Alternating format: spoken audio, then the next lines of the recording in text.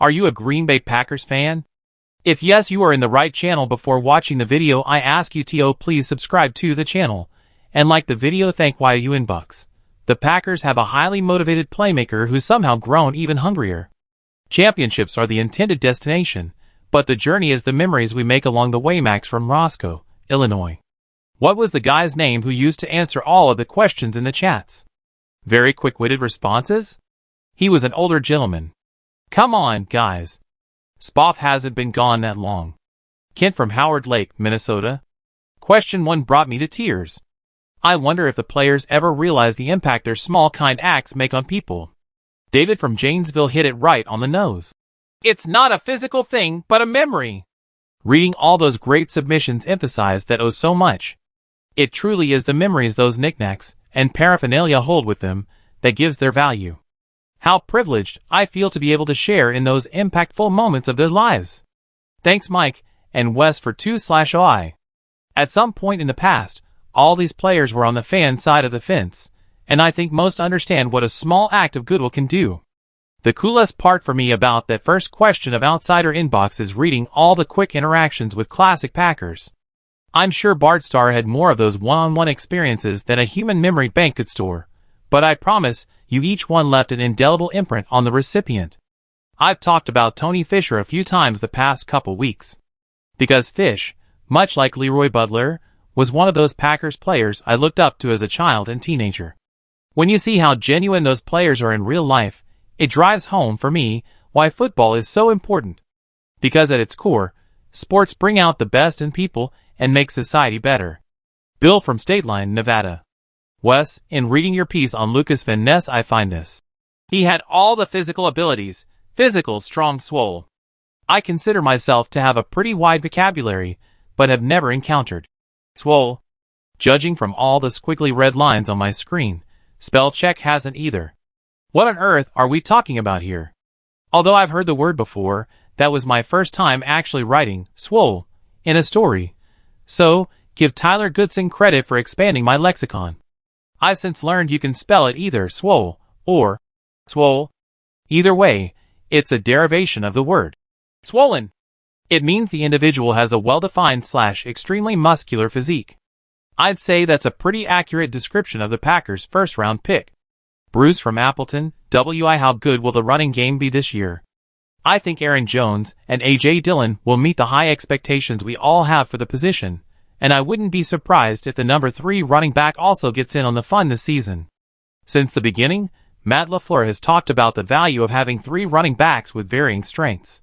Patrick Taylor, Goodson, and Lou Nichols each possess unique gifts to help elevate Green Bay's run game.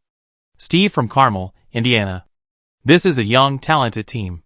What specific changes will you make to the offense and defense to take advantage of this youth and athleticism? Scheme variation and player-specific packages.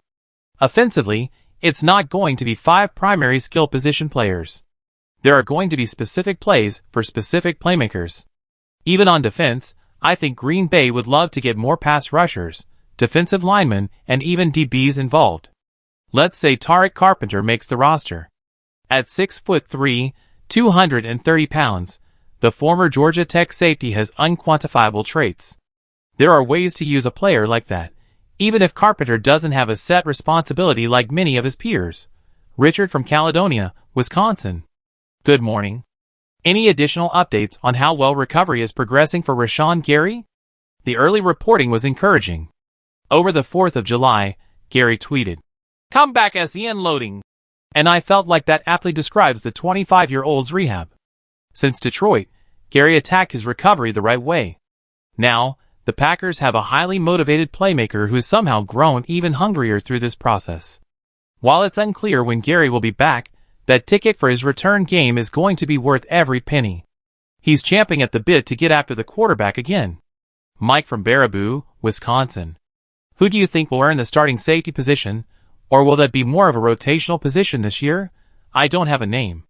I have a purpose. The Packers need to start the safety who best complements Darnell Savage.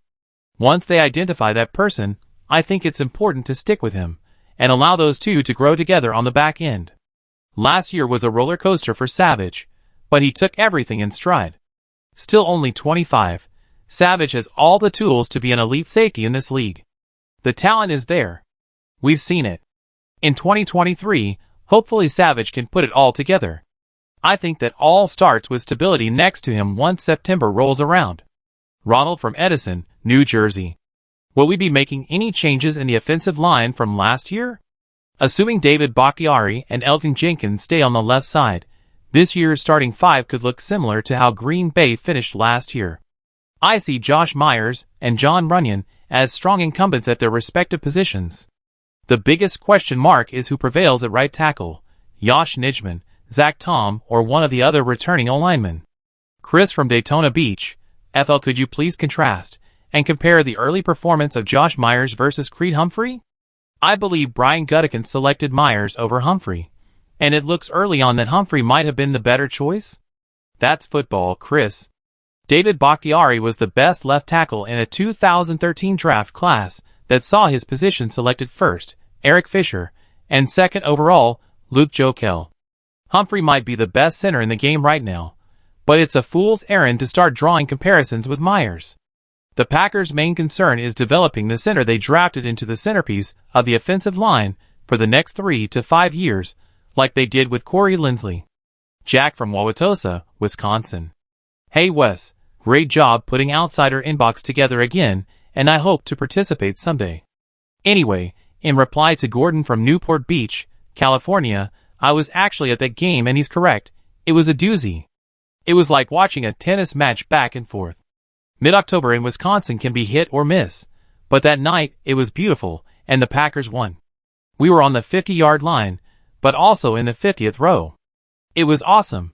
Lots of games under my belt, but that was a great night. Cheers, Jack.